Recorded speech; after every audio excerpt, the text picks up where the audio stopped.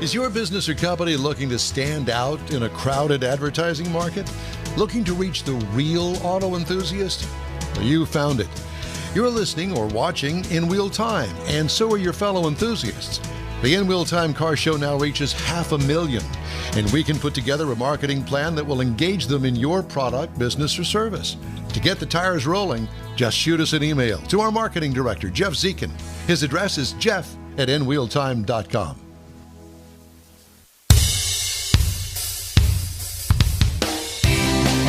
Hey everybody, welcome. It's the award-winning In Real Time Car Show. Just ahead, Jack Nerad and the most expensive cars and December deals. That's what he's going to talk about. Inside our new car showroom is the 2921 Jeep Gladiator.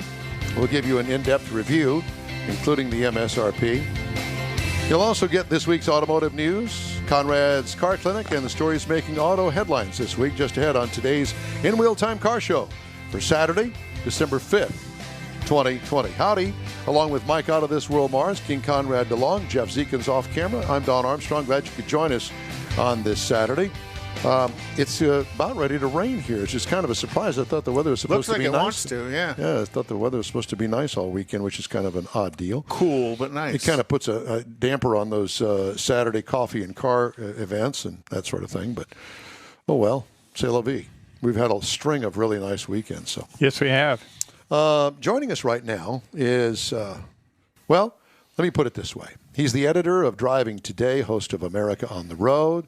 His latest book is The GR Factor, Unleashing the Undeniable Power of the Golden Rule. His name is Mr. Jack Nerad, writer, author, editor, radio host. I don't know how else to put everything. I mean, you just pretty much do it all, Jack. I'm a Renaissance man, I guess, Don. What do you think? Well, you know, it's so good to see you, Jack. I haven't talked to you in a while. You're looking good. How are things out there on the left coast? Wild. Kind of crazy, say the least. Actually. Yeah. Yeah. We're facing what could be a pretty strong lockdown out here for no particular reason. And, well, maybe some people say there's good reasons. I'm not so sure about that. But a lot going on out here, I would say. Through it all, I've been able to test cars, so I guess that's a good thing. So you're all locked down and you're on fire again. Yeah, a little of both. So yeah. It's great to be locked down when the fire is coming near you, right? Yeah. That kind of works out well. I saw that story, yeah. That's not a good thing. But at least if you're test driving cars, you can get in a car if you decide to leave and leave.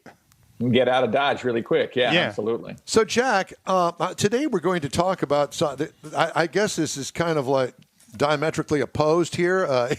We're going to talk about exotic cars, and we're going to talk about,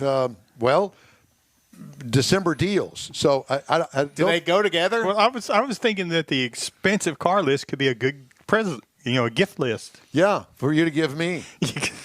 So, Jack, which one are we going to start with? How are we going to do this, Jack? Where do you want to start? Well, let's start with the expensive cars because I've got that kind of queued up so I can talk about that. Yeah, absolutely. Let's do that. With some degree of intelligence here. I was commissioned with writing a story about the most expensive cars of 2020, and it's more confusing than you would think because it's hard to know what is a production car these days. So many of the major manufacturers of really expensive cars like Bugatti and Koenigsegg and those kind of manufacturers are building one-offs. If you come to them with $15 million, they'll build you a car and they won't build another one like it. So you can buy those. And I think that's what the super rich, and there are several super rich out there, are doing. And then there are the quote-unquote production cars. And, I can count some of them down because they're pretty interesting. The first one is the Bugatti Cento Dieci. It is a 1,577 horsepower car. It has a W16 engine. Its name refers to 110 in Italian. It was inspired by a car by a previous edition of Bugatti, oddly, that had nothing to do with Ettore Bugatti. But this car will cost you about $9 million. Its claimed top speed is 255 miles an hour. So, that's something to... Where do you do that? Yeah, I don't see that going down Interstate 10. Yeah, I-10 between, El Paso and San Antonio or something. Exactly. Just get it done at night on I-10. The next one is the Koenigsegg Jesco. This is only 1,280 horsepower, but it costs less than half as much. In fact, it's only around $3 million a copy. And this is really a cool car, actually. It has a supercharged V8 engine with, among other things, the world's lightest crankshaft. So well, there's something to write home about. Yeah. Hey, honey, guess what I've got? I got the world's lightest crankshaft. Yeah, my crank's lighter than your crank. Well, Koenigsegg builds some pretty exotic cars. You know, he's always got something, and the look of them, and very highly desirable by the uber rich, but not attainable. My question is he married? I have no idea. Well, anyway, go ahead. I'm sorry to interrupt. Well, and then there's and I interrupt all you want. There's the Lamborghini Seon Roadster, a little over $2 million. This is kind of more in the realm of cars that we have seen before. It's a mid-engine vehicle, of course, 7-speed gearbox, 6.5-liter engine with some an electric motor for torque on demand, which we're starting to love. We're starting actually to love that in production cars that are much more attainable. Which is, to a degree, a technology that they have largely perfected in Formula One, and they are bringing it to the street. Not that Lamborghini's in Formula One, but that torque on demand of the electric powertrain, the hybrid electric powertrain is a Formula One feature. Yeah, I mean, we're even seeing that in cars like the Toyota RAV4 Prime, the crossover.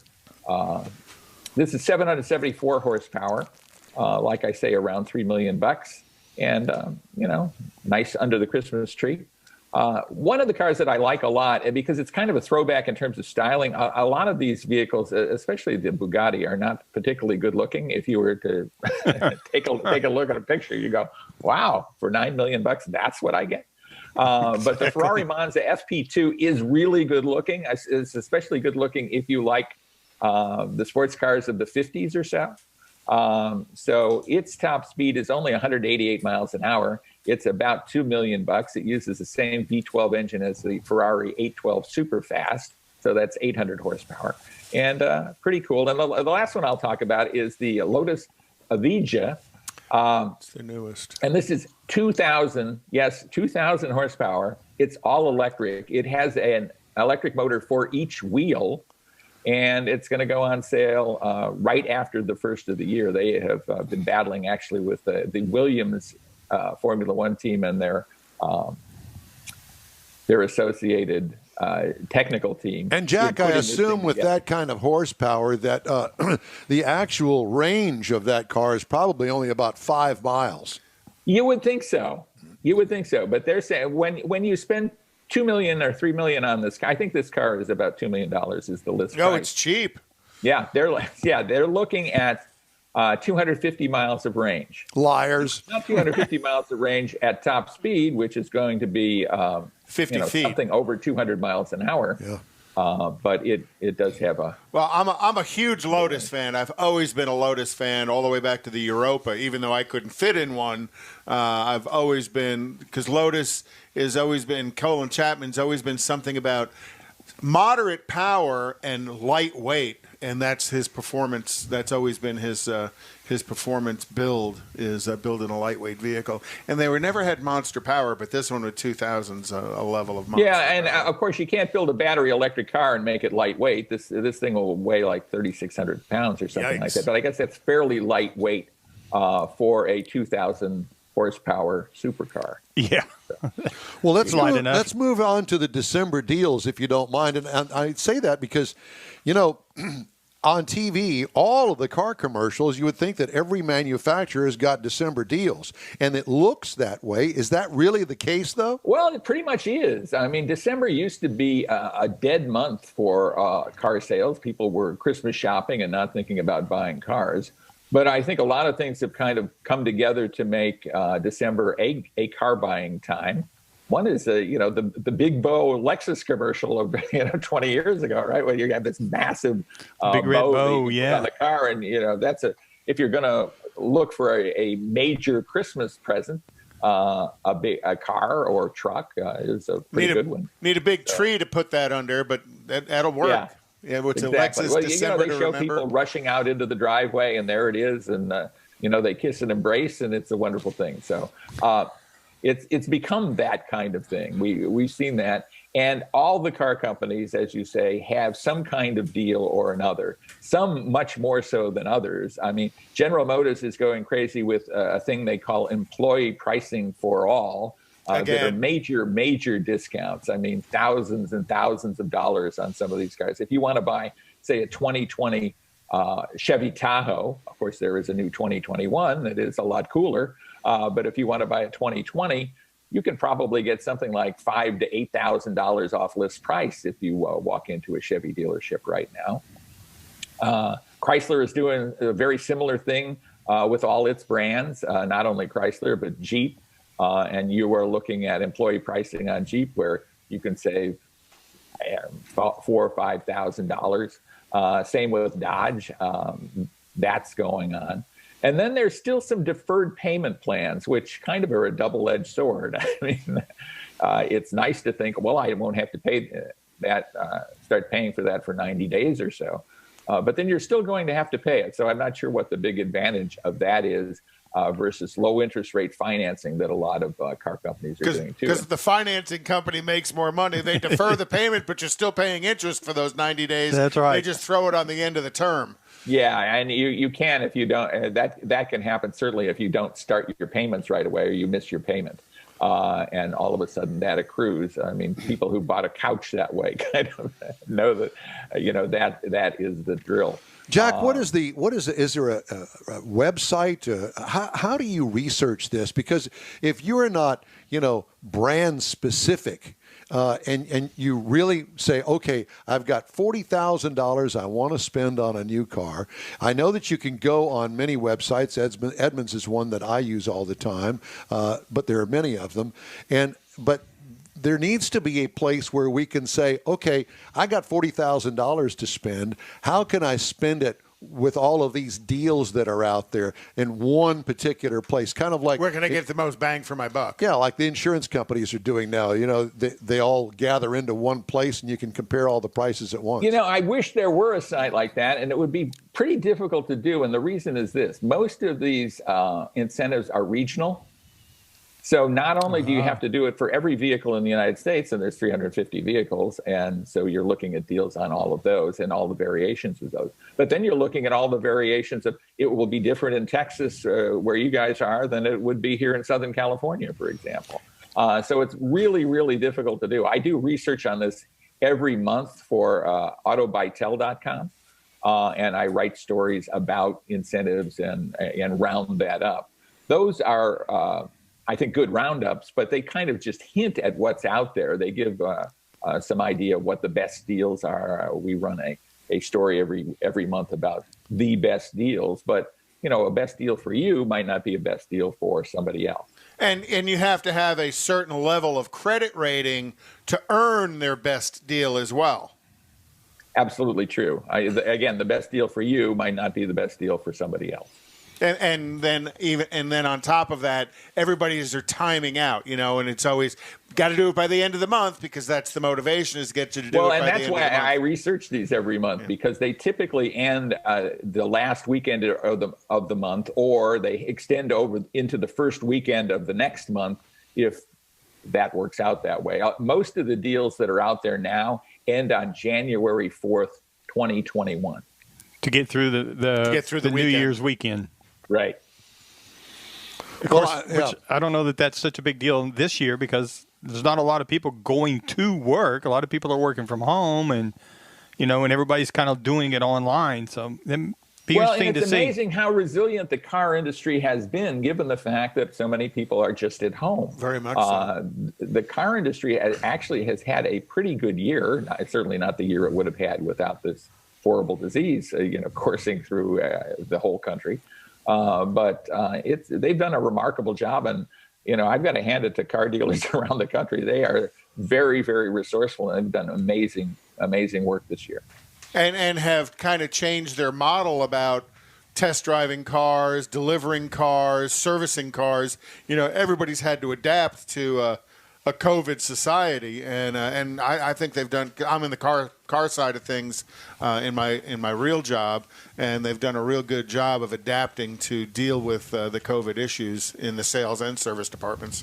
Yeah, absolutely true. Absolutely true. What do you look forward to for 2021 in the car industry, Jack?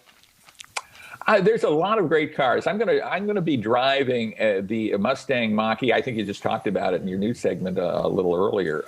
Next Thursday, so I'm really excited to drive that vehicle. I just had a chance to drive the Ford Bronco Sport, which I really am not supposed to talk about the drive so much, but I can talk about the vehicle. And I think it's going to be a home run. I really think they're going to do a great job with that. And, that whole Bronco brand thing is very, very interesting. It's kind of interesting to me that the cars I'm most excited about are coming from Ford Motor Company, maybe.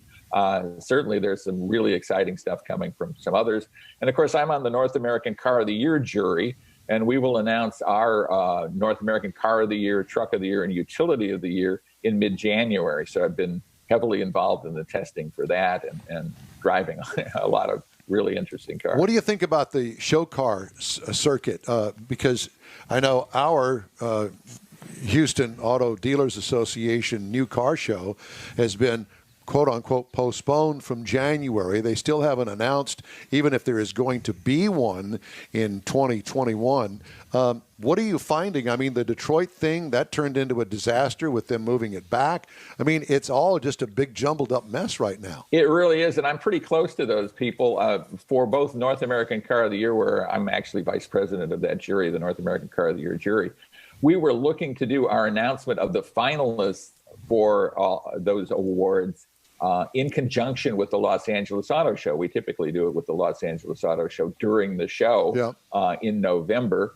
We were looking to do it with them with no show because their show has been put off for this year sometime this month. And now that's off because of stay-at-home orders and other things.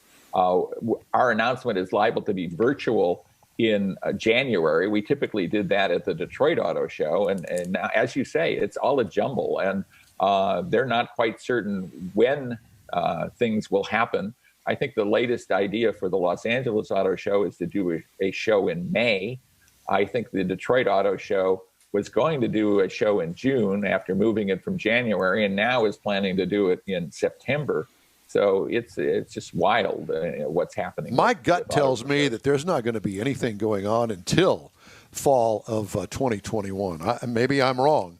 But I think that, concerts, any kind of public event in an enclosed atmosphere, I just don't see it happening before the fall of next year. It's hard to know. And if you're saying that in Texas, I'm not nearly as optimistic about what could happen here in California. Yeah, we're relatively open in Texas and have been for quite some time. Not nearly as restricted as you guys are with Governor Newsom. Right. Well, and I have some Texas connections too. Two of my daughters went to college in Texas, one at TCU, one at SMU. One is at TCU right now. And so I have a lot. In fact, I'm going to watch the TCU game after we get off on this call. So, all right. Go Horned Frogs. Yeah, exactly. I have some channel into Texas thinking, I think. Well, Jack, we appreciate your money. Yeah, thank you very much. Yeah, Jack, it's always a pleasure to talk to you. And I say this to you, and I mean this every time we talk to you, is that we would like to have you on a more regular basis. So anytime that you ever have anything, it's always a pleasure to talk to you. And you're always informative, and it's great to talk cars with you. You're probably one of our most knowledgeable guests. So anytime you got something, be sure and give us a ring. Shout out to me or Mike, any of us. We'd love to have you on. Thanks.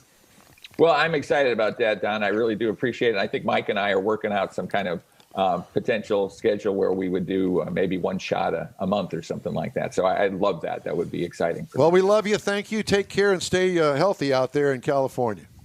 Same to you. All right. Happy holidays to all of you. Have a good one. Thank you. Jack Nerad, our go-to guy. He's been with us for several years, as I mentioned. I love talking to Jack because he's very knowledgeable, very articulate about the car business, and makes it easy for everybody to understand. All right, time now for this hour's car review. Mr. Mars got a chance to drive the 2921 Jeep Gladiator.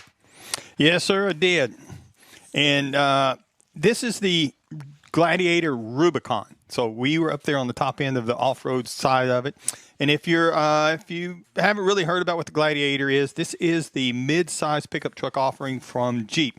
It's 2 years old, comes in a few different levels. Base Sport is the entry level, and then you can step up to the Overland where you're going to find your electric windows and things like that. Then you get up to the Rubicon where we are, where you have the off-road capability. I mean, it is by design, by name, it is designed to go places that other vehicles won't go. Now, when you're looking at it, obviously you're going to see the resemblance to the Jeep Wrangler from the cab area forward, and you're going to see the 5-foot pickup bed on the back of it. So it's got the 7-slot Jeep grill up front, got the fold-down windshield, we got LED lighting and headlamps and fog lights and tail lights. A lot of these are very specific to the Rubicon, including the body color 3-piece hardtop. It's an option that you can get that we had on this vehicle. We had the roll-up tonneau cover, had the body color fender flares, and it's all part of the package that goes together to put this vehicle together to make it look really off-road, because that's what it's for. Now, interestingly, you see that the one that we had the 17-inch aluminum wheels. Now, these were rolling on some Dana 44 axles with 14 gears. Now, I point that out because in this day and age of 20s and 22s, that may seem a little strange, but it's got 33-inch all-terrain tires on it. Now, part of that's part of the off-road capability, because the sidewall of the tire adds to the ability to go off-road, gives it a little more flexibility. So don't worry about it having 17s and think you need 20s. It's also got the Fox shocks, the rock rails, got more skid plates under the fuel tank, the transmission, the transfer case, the front bumper. There's skid plates everywhere. And really cool thing is the tailgate's got a 3-position tailgate, obviously closed, but it will lower down to a 45-degree angle instead of going all the way open. And what that allows you to do, because of the way they built the inside of the bed with the fender wells, you can put an 8-foot piece of wood in there, or a 2x4, or something like that, because it'll extend out. That bed gives it that extension out, holding it up at a little bit of an angle, which is really cool way to do that with a 5-foot bed. Now, the other thing it's got, I'm trying to get all this in because there's just so much. The bed side rail, the sides of the bed are shorter than you might find, because a lot of trucks nowadays I can't reach into them. Right. But this one I can reach over and into it. Now, because of that, then they've got a cargo management system on the inside that'll kind of help alleviate any concerns about something being too tall and falling out. So it all works out really well. And then when you get into the interior, once you're inside this cab area, it's very much Wranglerish. All the things that you can find on a Wrangler are Is going that to a word, fit. Wranglerish? I like it. That's a good word. Thank you. It's kind of like Irish, or, whatever. Yeah, I just made that up. Ish. Just dash-ish. Theoretically. Theoretically, yeah. So we happen to have the black leather trim seats, and the front seats were heated.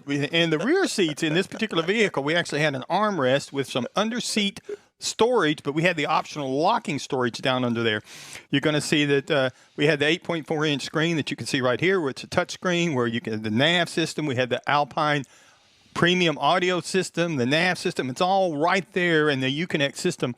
This newest generation of Uconnect is really sharp. I mean, it is responsive. It's easy to find stuff. I tried to figure out a way to upgrade mine off my 2015.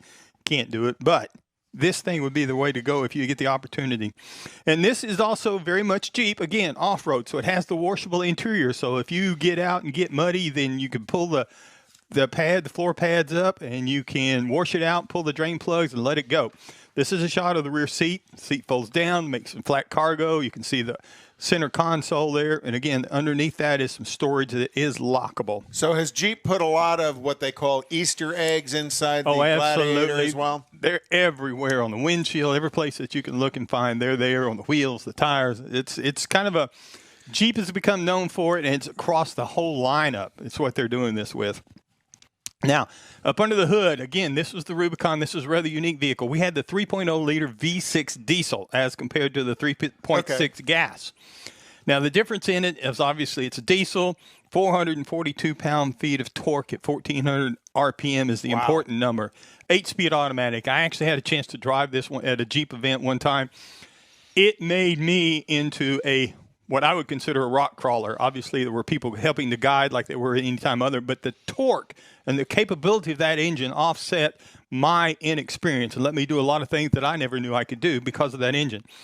Now, the other thing that's great about this, if you package it all right, this vehicle came with the optional tow package and everything, this will tow 7,650 pounds. Wow. Now, that's a heck of a load behind a mid-sized pickup truck. Haul rating, it'll hold 1,600 pounds up inside that 5-foot bed. So you can put your motorcycles in there, your dirt bikes, sheetrock, whatever you want. Now, the EPA says on this vehicle with a diesel in it, in the city, you should be looking for about 21, out on the highway 27, combined 24. Now, the week that I had it, and I did get to put some time out on the highway, I got 23 for the average on the week. Oh, that's pretty good because you're a lead foot. Well, it's diesel, and you have a tendency to drive it differently. I mean, just because it's a Jeep plus the other. So you just drive it differently. And out on the highway, I will say, this is the Rubicon. Fox shocks, all the things that you want to go off-roading, so you got to pay the price on the highway. It's a little firm. Could be actually be considered a little on the rough side. The older I get, the rougher I would think it would get. But it's much better driving than previous generations of the Jeep because of the longer wheelbase that they've gone to. And you get out, that wandering on the highway is not there. You can drive this thing at speeds that you shouldn't be driving legally in the state of Texas, and you'll be just fine. Now, if you're looking at something to compare it to, you're going to have a problem with that because the off-road lives in a class by itself. Yes, it does. And so if you start looking at what people have got, Toyota Tacoma TRD Pro, it's going to start at a little over $44,000. Colorado, the Chevy Colorado ZR2, it actually has a diesel option. It's going to be up around $45,100 to start. Nissan Frontier is out there with the Pro 4X, but it starts at $37,000, but they're redoing that Frontier and bringing it up to the 40s. To the rest of the world. Yeah, it's a little old school. But you can get into a base Gladiator, just a Gladiator, for $33,565. Now, you step up to the Rubicon. The Rubicon base is $43,875.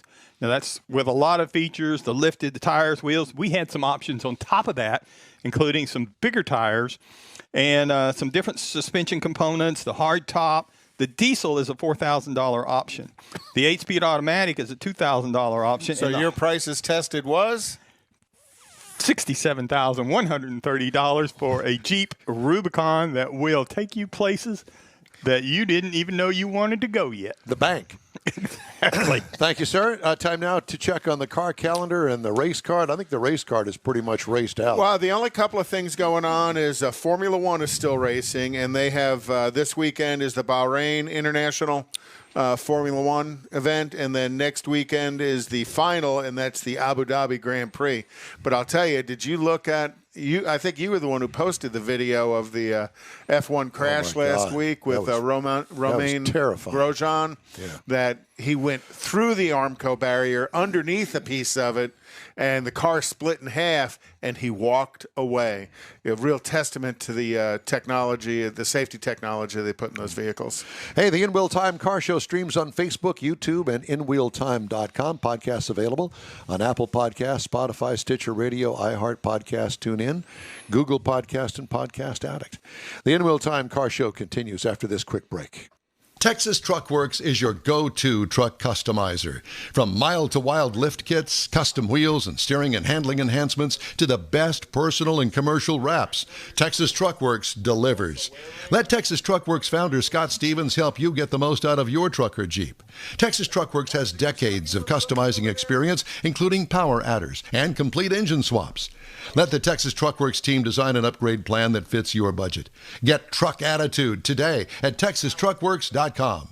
Tailpipes and Tacos is Houston's premier cruise-in, and you're invited to join in. Whether you're a cruiser or spectator, Tailpipes and Tacos is the place to enjoy a Lupe Tortilla breakfast tacos, fresh coffee, and mingle with Houston's fun car people. Mark your calendar for Saturday, December 19th for Tailpipes and Tacos at the Lupe Tortilla Mexican Restaurant in Katy, 8 to 11 a.m.